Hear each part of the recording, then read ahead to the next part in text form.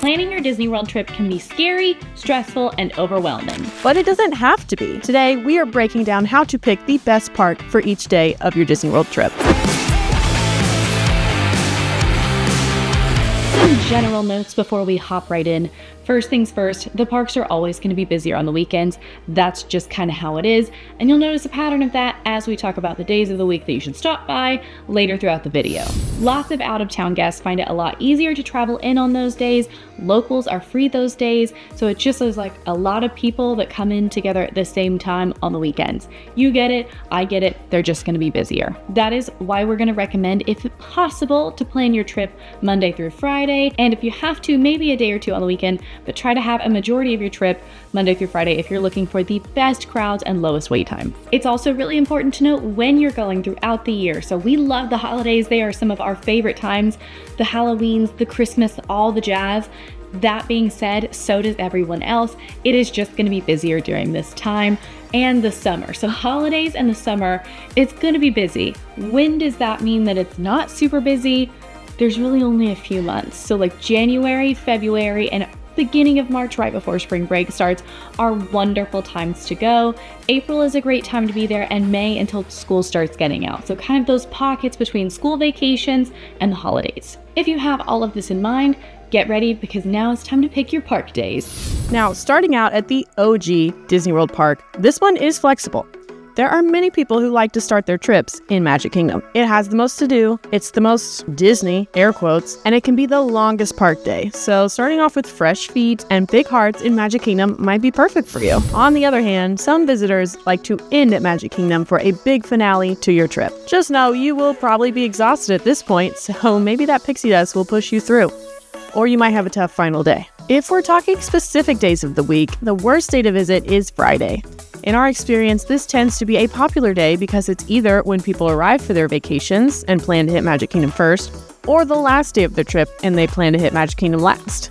Sometimes Fridays are even busier than Saturdays, if you can believe that. If you want that lower crowd experience, just swap your Magic Kingdom Park day to a Tuesday. Since it's toward the middle of the week, it tends to be less busy, and you might be able to hop on your favorite rides with shorter wait times. There's nothing quite like a calm, relaxing Tuesday morning in Magic Kingdom.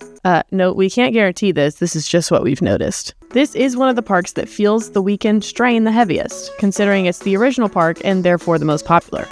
If people only have one day on the weekend to visit, they will likely choose to go to Magic Kingdom. It's also important to remember that during the holidays, Magic Kingdom closes early for the after-hours parties, Mickey's Very Merry Christmas Party and Mickey's Not So Scary Halloween Party. This can impact how long you have in the park. However, those days of the parties tend to see lower crowds in the mornings while people rest up for the parties in the evening. If you want a full day with fireworks, avoid party days. If you want low crowds and an early evening at the resort, go on the party days. Now it's time to hop on the monorail and head over to Epcot. Now Epcot is going to be a solid second day of your trip choice. Hear me out. You're still going to need some semi-fresh feet when it comes to Epcot. You're walking around the World Showcase, which is 1.2 miles around, so it's not the easiest, and that's not even considering the front half of the park. That is just the World Showcase alone. And you're going to be zigzagging, you're going to be going back and forth.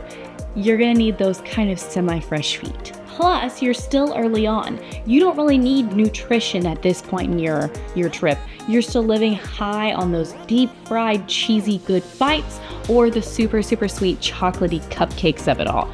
You are going to want to still be hungry, and Magic Kingdom has some incredible snacks, but nothing is going to snack the way that Epcot is. So you still need your fresh feet, and you still need to be a little bit hungry. You still need to be super excited and just eat a little more than you normally would. I think it's a second day park option for those two reasons. I also would advise against doing it on your last day. Speaking from experience, drinking around the world the last day of your trip and then getting on an airplane or getting in a car for multiple hours is just not a good idea. You don't feel good. Most likely you're going to be up really early, and it's just a recipe for disaster, I'll say. Not that I have experience and have done that exact thing and was miserable on the drive home. No, who would do that? When it comes to specific days of the week for Epcot, this is the World Showcase. This is where you're going to find food, dining, and drinks. So no surprise, Saturdays are going to be the busiest. Yes, you're going to notice this pattern. Specifically for Magic Kingdom and Epcot, those are going to be the busiest days. Saturday is going to be crazy. During the festivals, locals love to come and eat on Saturdays, Friday evenings, kind of as things start to roll into the weekend. That's a great time for them to come in, and if you're on vacation there, you're going to notice the difference in crowds. I can't blame them though. I was that local. I was going on Saturdays to eat with my husband, and it's so much fun. It just is inevitably going to be busier, and those festival booth lines in particular are going to be pretty darn long. When is the lowest day for crowds in Epcot? Generally, it's about a Wednesday. That's based on all of our data that we've had, which you'll hear throughout the rest of this video, but we've seen Wednesday be pretty good when it comes to crowds and wait times. Fewer guests are heading to Epcot midweek, so it's kind of the time to go enjoy all of the big rides, enjoy your stroll around the World Showcase, and grab some of those festival favorites. And a bonus tip, no matter what day of the week it is, definitely hop in line for those festival booths early in the day. The World Showcase technically opens at 11. Yes, you can walk back through there, but a lot of things are not going to be open until that time. Very few outside of the attractions. Start your dining early in the day. The lines are going to be a little bit lower, especially during that first opening bit. That being said, they're just going to be busy. Sometimes they're just going to be busy, especially if you're there on the first day of festivals. So just kind of swallow, make a game plan based on the menus that you can find on AllEars.net or over on the Disney Parks blog, and get an idea of what you actually want to try and what you actually care about. So that way you're not stuck in a super long line for something that you really don't care to try at all or spend your money on. And so now we move on to the movies. Hollywood Studios is a solid park to do your next to last day or your last day. It offers so many thrills, but doesn't have as many rides as Magic Kingdom, so it shouldn't be quite so tough. For both Magic Kingdom and Studios, we recommend using Lightning Lane Multipass, which can lead to some zigzagging, but once you understand how to get around Studios, it's not so bad. Take it from people who have to walk around the parks constantly. For specific days of the week, at Hollywood Studios, things are a little bit backwards compared to the others. The worst day of the week to visit has historically been Monday or Tuesday.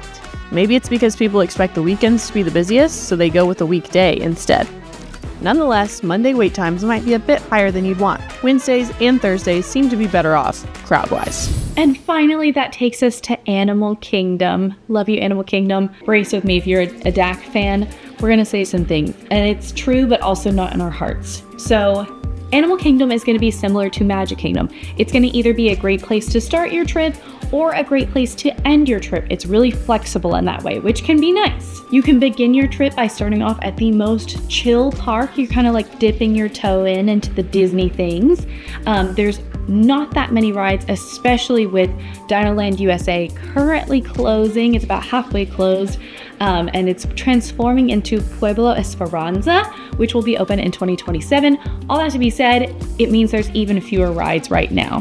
Dinosaur is still open until sometime in 2026. It's down to about 6 attractions right now, which is not that many compared to especially things like Magic Kingdom. There are less attractions, there's less walking comprehensively, so technically Animal Kingdom is the largest park, but that's mainly thanks to things like Rafiki's Planet Watch and Kilimanjaro Safaris, which makes it huge, but you're really not walking to those places. So compared to Magic Kingdom and Epcot, you're not walking as much, so again, kind of dipping your toe in. And a lot of people, this is the thing I warned you about, a lot of people rank this park at the bottom of their Disney theme parks. Not us, Animal Kingdom, we love you all equally. I would never push you at the bottom of my ranking. However, that means that you're either the least excited about it, or you can skip it, or you don't need a full day there. So a lot of people will start there to kind of like really enjoy it and love it, but then you get to do the rest of your trip, like end on a high. Or some people like to end at Animal Kingdom because it's the one they anticipate going to the least. They're not super excited compared to the other parks, and you can kind of do what you want to do, leave, and not really feel bad if you don't spend the entire day there, even though you've paid for a full day park ticket. On the other hand, you can end your trip at Animal Kingdom rather than start there. You can get a good early morning rope drop in because it is the park that opens the earliest. You can ride all of the rides. You can do every attraction in less than 2 hours. Quincy's actually done it. If you want to go watch her ride everything in Disney World, you can do that now. And she finishes every ride in Animal Kingdom in less than 2 hours. And then you can just go.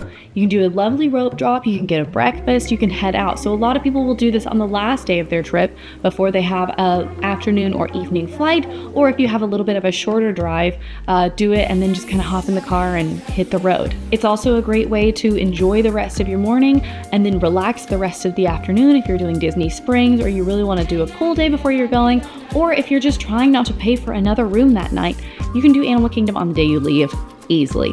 Now, that being said, that is not including things like the shows or the incredible animal trails or even just eating all the great food.